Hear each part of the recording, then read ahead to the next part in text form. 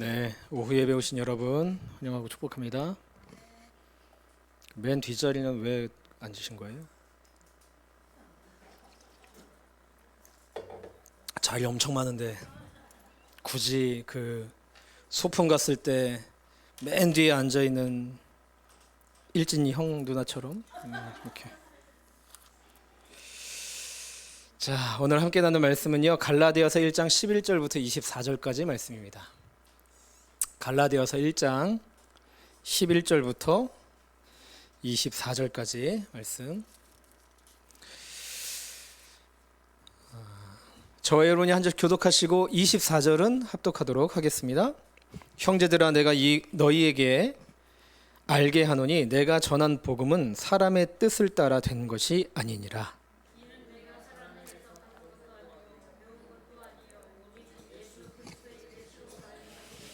내가 이전에 유대 교회에 있을 때에 행한 일을 너희가 들었거니와 하나님의 교회를 심히 박해하여 멸하고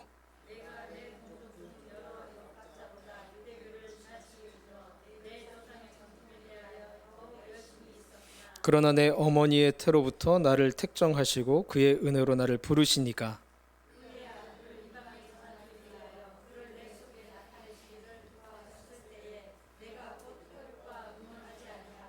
또 나보다 먼저 사도된 자들을 만나려고 예루살렘으로 가지 아니하고 아라비아로 갔다가 다시 담메색으로 돌아갔노라.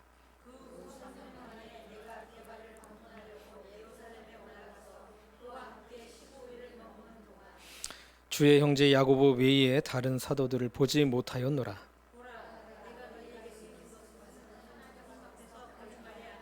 그 후에 내가 수리아와 길리기아 지방에 이르렀으나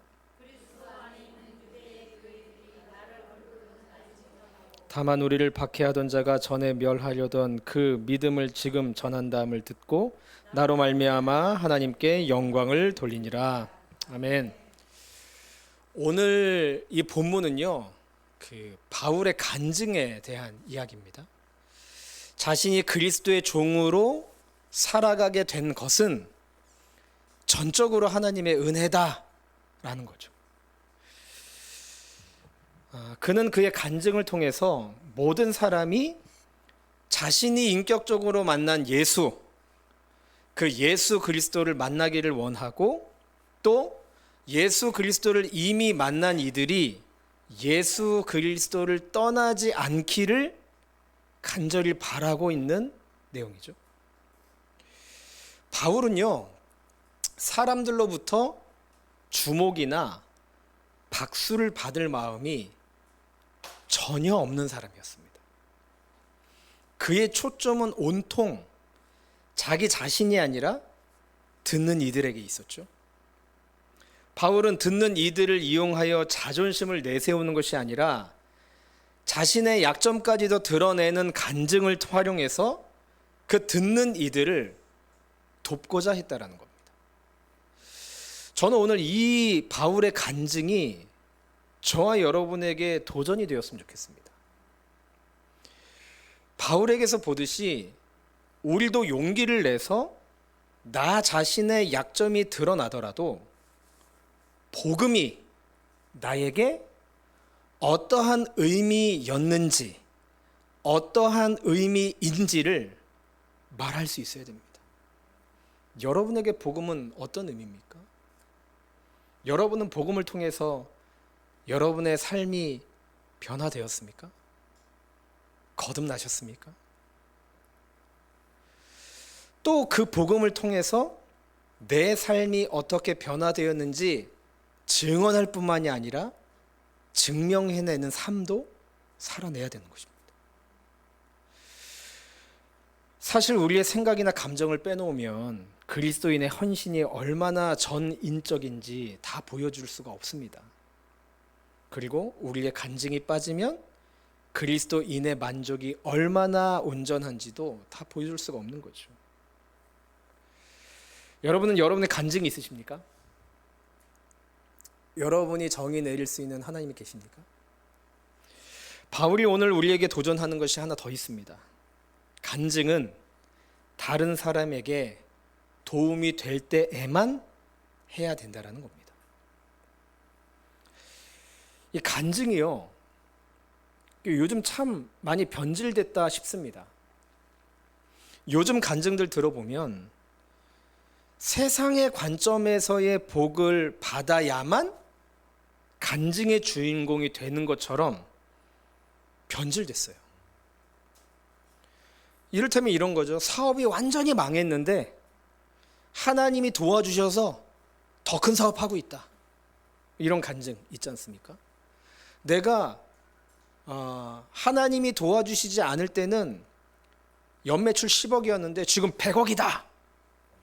하나님이 하셨다. 그러면 막 여기저기서 아멘 하고 나도 100억 막 소망을 갖죠.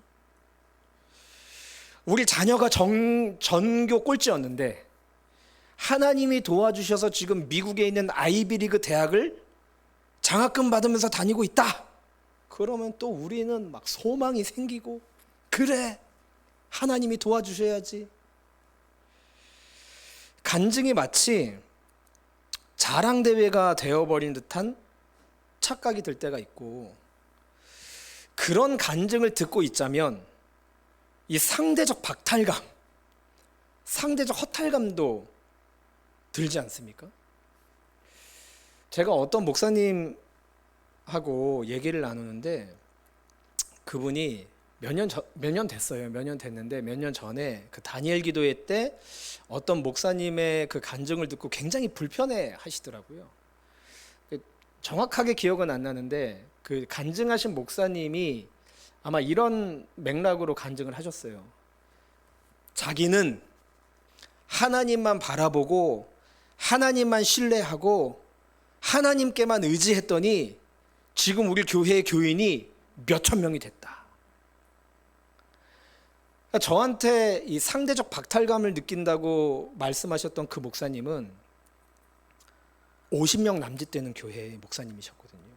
그분이 이렇게 얘기하는 거예요. 아니 그러면 나도 하나님 의지하고 나도 하나님 바라보고 나도 하나님께 다 맡겼는데 그럼 난 뭘 더 맡겨야 되느냐. 근데 우리가요 간증을 듣다 보면 그러지 않습니까? 우리가 작년에 김동호 목사님 모시고 부흥회 했는데 그 많은 목사들이 상대적 박탈감 느끼거든요. 하나님만 다 바라봐요. 하나님께만 다 맡겨요. 그런 사람이, 그런 목사들이 한두 명 이겠냐고요. 물론 그렇지 않은 사람들도 있겠지만, 근데 나도 그렇게 다 맡겼는데 김동호 목사님은 막 엄청 큰 교회에 무슨 뭐 하차감 누리는 무슨 벤츠를 끌고 다니고, 근데 나는 맨날 그 스타렉스도 아니에요, 이스타나 그레이스 한 30년 된 본 거거든요. 그런 거 끌고 다니고 막 이러면 상대적 박탈감 느낄 수밖에 없잖아요. 여러분, 바울이 본인의 사생활을 내보인 것은요, 그가 예수 그리스도를 인격적으로 만나고 내가 이만큼 잘난 사람이 됐다, 내가 이만큼 영향력 있는 사람이 됐다라는 것을 드러냄이 아니라 오직 그가 받은 복음이 무엇인지에 대해 명확히 밝히기 위해서였다라는 거죠. 그는요 자신이 드러나는 걸 원치 않았어요. 오직 하나님만 드러내기를 원했고, 그 간증을 통해 하나님께만 영광 돌리고 하나님만 높이고, 어떻게 해서든 사람들이 하나님을 알고 믿게 하기 위함이 바울의 간증이었다는 겁니다. 바울의 삶의 목적이었다는 거죠. 저도요 이제 여기저기 가다 보면 저도 간증거리가 되게 많거든요. 특히 제주에 와서는 간증이 되게 많아졌어요. 물론 그 전에 제가 10대 때 20대 때 막 거의 돌아온 탕자 마냥 허랑방탕하게 사는 뭐 그런 간증도 있지만, 제주에 와서 제가 이제 담임 목사로 청빙되는 과정, 또 우리 교회의 건축의 과정, 또 삼다청이라는 제주청년연합의 대표로 있으면서의 있었던 이런 일들이 굉장히 많은 간증거리거든요. 근데 제가 이제 그런 얘기들을 나눌 때마다 걱정이 되는 게 그거예요. 아, 목사님 대단하시네. 그런 얘기가 꼭 붙어요. 근데요, 제가 지금 흥분하니까 삑살이 나죠. 저는 제가 대단하다고 생각해 본 적이 단 한 번도 없어요. 하나님이 대단하신 것들을 드러내길 원하고, 제가 지난주에도 말씀드렸잖아요. 저처럼 연약하고 부족한 사람을 하나님이 세우셨을 때 하나님께서 어떻게 일하시는지를 샘플 삼으신 게 저 같다라는 얘기를 말씀을 드렸잖아요. 그게 꼭 저의 고백이거든요. 근데 제가 여기에서 뭐 담임 목사 청빙되고 건축의 과정이고 뭐 삼자청의 실적이고 이런 것들을 차치하서라도 저는 그런 것들을 이루어주지 않으셨어도 저는 하나님이 저에게 베풀어 주신 은혜와 사랑이 무엇인지 저는 너무나 잘 알고 있습니다. 저는 그것만 전하면 되거든요. 근데 많은 사람들이 간증을 들으면 자꾸 그 사람을 바라본다는 거죠. 그 사람을 바라볼 것이 아니라 그 사람을 통해 일하신 하나님을 바라보는 게 간증의 목적인데, 은연중에 간증하는 사람도 계속 본인이 했다라는 것들을 드러낼 때 많은 사람들이 그 얘기를 듣고 상대적 박탈감이 느끼는 거죠. 우리가 하나님을 자랑해야 됩니다. 하나님만 자랑해야 돼요. 우리 교회의 건축도요, 하나님이 하신 거예요. 물론 설계하시고 또 거기에서 몸 쓰시고 하신 분들도 애쓰고 쓰고 하셨지만, 하나님이 하시지 않았다면 그러한 수고는 다 헛수고라는 겁니다. 우리가 이거를 인정해야 돼요. 하나님이 하셨습니다. 그래서 하나님만 높임 받으셔야 돼요. 저는 우리 교회가 하나님만 자랑하는 교회가 되었으면 좋겠습니다. 그리고 여러분의 셀 모임도 하나님만 자랑하는 얘기가 흘러 넘쳤으면 좋겠어요. 제가 간증 하나 나누고 싶어요. 제 간증 아니고요. 당신은 하나님을 오해하고 있습니다 라는 책을 쓴 분이 계세요. 이미 주님 품에 안기신 유석경 전도사님에 대한 간증인데요. 그분의 간증을 함께 나누고 말씀을 맺을까 합니다. 하나님을 원망하지 않습니까? 이는 암에 걸린 걸 알고 나서 내가 가장 많이 받은 질문이다. 그러나 나는 암이 내 생애의 두 번째로 큰 축복이라고 생각한다. 가장 큰 축복은 12살 때 예수님을 인격적으로 만난 것이다. 그리고 암은 내 생애 두 번째로 큰 축복이다. 나는 하나님을 원망해 본 적이 단 한 번도 없다. 내가 왜 암에 걸렸는지 묻지도 않았다. 왜냐하면 나는 하나님을 이해하려고 하지 않기 때문이다. 이해할 수 있다면 하나님은 이미 신이 아니다. 나는 하나님을 이해하려고 하지 않고 그저 신뢰한다. 우리는 하나님의 피조물이다. 따라서 우리가 해야 할 일은 하나님을 이해하는 것이 아니라 신뢰하는 것이다. 나는 하나님이 내게 가장 좋은 것을 주신다는 사실을 신뢰한다. 그 사실을 믿어 의심치 않는다. 이해할 수 없는 상황 속에서도 붙드시는 주님을 바라보게 하소서. 나는 암이 왜 생겼는지 모른다. 내가 몸 관리를 잘못했을 수도 있고 스트레스를 너무 많이 받아서일 수도 있으며 여러 가지 원인이 있을 것이다. 아마 단 하나의 원인으로 생기지는 않았을 것이다. 어떤 원인 때문이든 하나님이 허락하신 거라면 그것이 내게 가장 좋은 것이라고 믿는다. 나는 대학부 때 리더로 7년을 섬기고 졸업한 후에는 대학부 사이트에 매주 설교를 한 편씩 올렸다. 그때 내가 썼던 설교 중 가장 기억에 남는 것이 우리가 벼랑 끝에서 손을 놓아야 한다는 내용이었다. 절벽 끝에 내가 서 있고 절벽 밑에는 예수님이 서 계신다고 생각해 보라. 예수님이 손을 벌리시며 이렇게 외치신다. 야, 내가 받아줄게. 뛰어내려. 그러면 대부분의 크리스천이 어떻게 할까? 네, 주님, 저는 주님을 신뢰해요. 신뢰합니다. 뛰어내릴게요. 이렇게 말하고는 기어서 내려간다. 뛰어내리자니 절벽이 너무 높아 보이기 때문이다.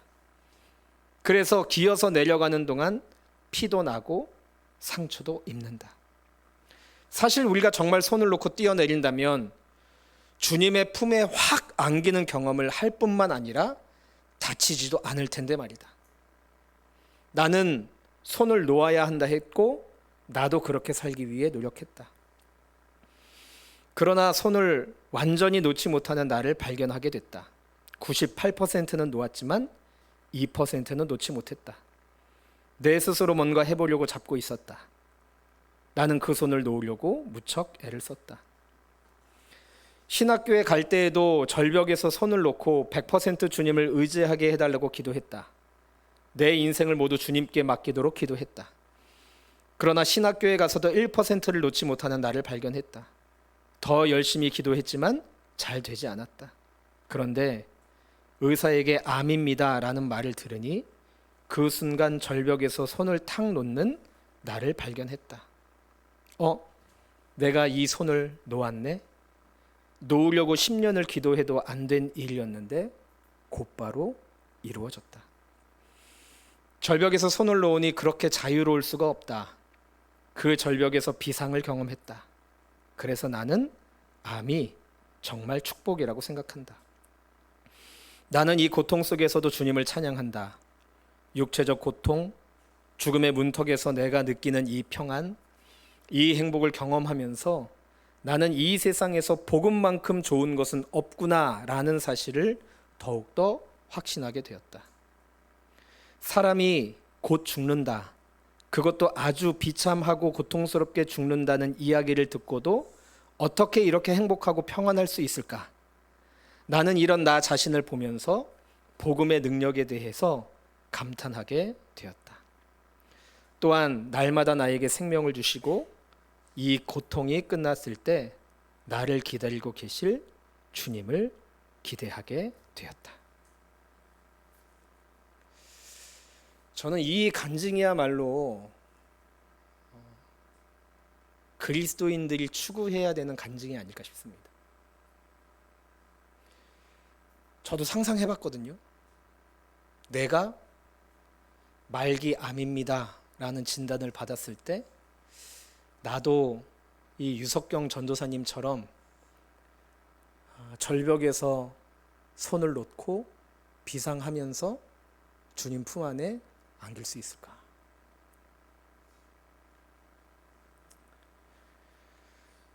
아마 저는 주님, 제 2딸 시집 가는 거라도 보고 가고 싶습니다. 손은 잡아야 될 것 아니겠습니까? 그러면 또 욕심 생기겠죠? 손주들은 좀 보고 가야 되는 건 아니겠습니까? 그럼 또 욕심 생깁니다. 손주들이 결혼하는 것도 좀 봐야 되는 거 아니겠습니까? 사람의 욕심에 끝이 없죠. 근데 유석경 전도사님의 결론이 뭡니까? 내가 그렇게 고통스럽게 죽을 수밖에 없는 불치병, 난치병에 걸렸지만 그 병을 통해서 복음이 무엇인지가 더 절절하게 깨닫게 되어졌다라는 것 아니겠습니까? 저는 우리가 여전히 절벽에서 주저주저 하면서 주님께 향한다고 하면서 뛰어내리지 못하고 여전히 기어서 내려가며 그래도 나는 내려가고 있지 않은가? 라는 신앙생활로 머물러 있는 것이 아닌가 싶습니다. 저한테도 도전하는 거지만 여러분께 도전합니다. 세상의 기준이 아니라 하나님의 기준으로 모든 것을 볼 수 있는 눈, 생각하고 살아가는 삶, 복음이 우리에게 어떠한 의미와 또 말로 표현할 수 없는 큰 것인지를 우리의 삶을 통해 증명해내는 삶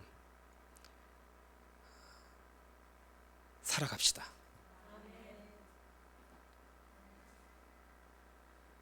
아멘 하고 끝내지 맙시다. 우리의 삶의 한 영역이라도 정말 주님께 뛰어내릴 수 있는 영역들이 하나씩 하나씩 늘어났으면 좋겠습니다. 우리 모두가 그런 삶이 되어지길 주님의 이름으로 축원드립니다. 하나님 감사합니다. 결국 모든 것이 하나님의 은혜입니다. 직장 앞 말기 판정을 받고도 단 한 번도 하나님을 원망하지 않고 또 하나님을 이해하려고도 하지 않았으며 그저 하나님을 신뢰했다라는 유석경 전도사님의 간증이 우리의 가슴을 울리고 또한 도전이 되어집니다. 이러한 삶이 복음의 능력임을 알게 하시고 우리도 이번 한 주 복음의 능력으로 담대히 살아가게 하옵소서. 예수님의 이름으로 기도합니다. 아멘. 하늘에 계신 우리 아버지, 아버지의 이름을 거룩하게 하시며 아버지의 나라가 오게 하시며 아버지의 뜻이 하늘에서와 같이 땅에서도 이루어지게 하소서. 오늘 우리에게 일용할 양식을 주시고 우리가 우리에게 잘못한 사람을 용서하여 준 것 같이 우리 죄를 용서하여 주시고 우리를 시험에 빠지지 않게 하시고 악에서 구하소서. 나라와 권능과 영광이 영원히 아버지의 것입니다. 아멘.